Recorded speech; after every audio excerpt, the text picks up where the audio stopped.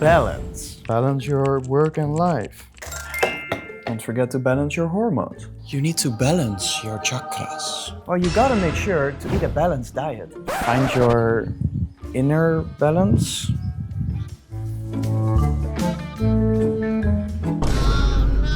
Well, today I'm going to teach you about handstand balance and the reason why you're falling out of your handstand.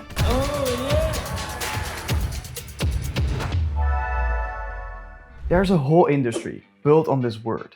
Like yoga teachers, they want you to find it, life coaches want you to restore it, and your mom probably wants you to have more of it. But here's the thing, I balance for a living, literally. I'm upside down on my hands more than I'm right side up. And I can tell you right now, nobody balancing on their hands is thinking about their chakra. But before I get into the mythbusters and everything, I found too much chakras, I think. Give me 1 sec. That's much better. Hey, let's start with a quick anatomy lesson. Most people think balance is just something you have or you don't have. Well, it actually comes from your inner ear. We literally have an organ made to balance. And it's called the vestibular system. And this tiny little organ is basically 3 little fluid-filled tubes that tell your brain exactly which way is up, down, left, right. It knows where you are in space. And when you're walking, standing, riding a bike, that's the main player for balance. With the fluids, it tells you exactly, hey, we're doing this, or we need to go more to the left or to the right. But when you go to a handstand, you're upside down. This whole system doesn't know what's going on. So if it's not your ear, and it's definitely not your chakras, what is it? And that's exactly what this video is about. The real mechanics of balance. Not just a spiritual version, no.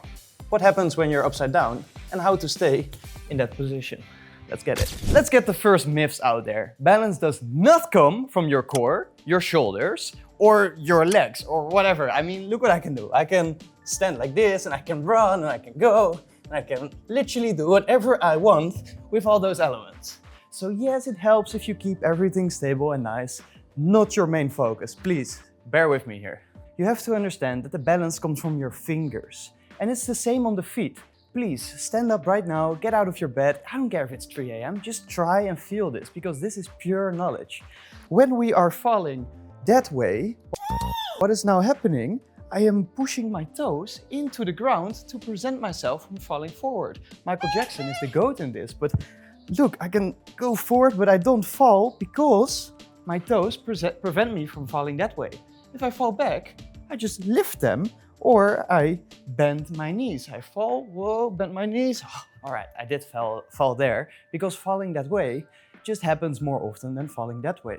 Because the heels are not that good in preventing us from falling that way, but the toes are amazing.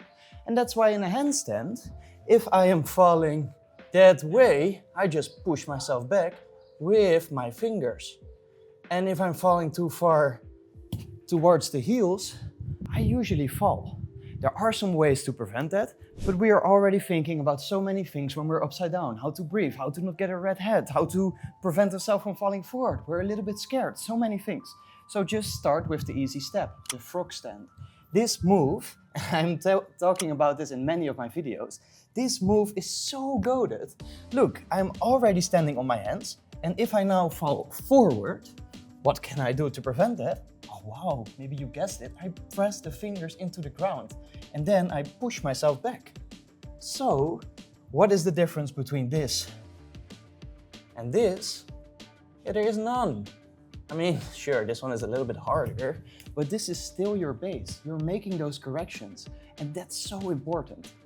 The amount of effort I'm going through to make a proper video for you guys, and you're probably not even out of bed trying it yourself. Well, don't mind the shower and everything. I'm just here to give the knowledge, right? I don't care about all the other stuff. So, all right, we have the Frogstand, and it feels fine. Now we have a wall drill. Back towards the wall, not belly towards the wall. This is belly, and this is back. And why I want you to do this, because now we are constantly falling forward, right? Like we are already falling towards the door in this case. So you get one leg away, and now your finger should be strong enough to push your leg away from the wall. You can see I'm not doing Oh, so sorry for that sound. But you see, I'm not doing this, right? I am pushing myself away from the wall with my fingers, which is needed for if you are falling towards the wall. You see it's happening? Falling, falling, falling, falling really hard. Woo. And that's the wall drill. It's my favorite exercise to feel the intention in the fingers. And I really want you to understand that it's so important to understand the fingers, just like we are standing on the feet. Because if we do the kick up, for example, which will be the next step, then we are generating momentum that way, and we can prevent the cell from falling forward by just pushing. You go, and then when you are standing straight or almost straight, you start pushing so your leg doesn't go too far away from the wall. So you go. This before you're touching that wall. Oh, all right, I kicked up a little bit too hard. Fine, I'll do it a little bit less. Before you hit that wall, amazing, that's your handstand. And then the balancing is making those constant micro adjustments. So I'm going forward and back, forward and back. I'm making constant corrections with my fingers. Yeah, perfect, look at those corrections. Constantly making micro adjustments to keep myself balanced. And it's the same here as here. And you know what? I'm just going to end the video right there. I have so much more videos, make sure to watch them, and I'll see you in the next one.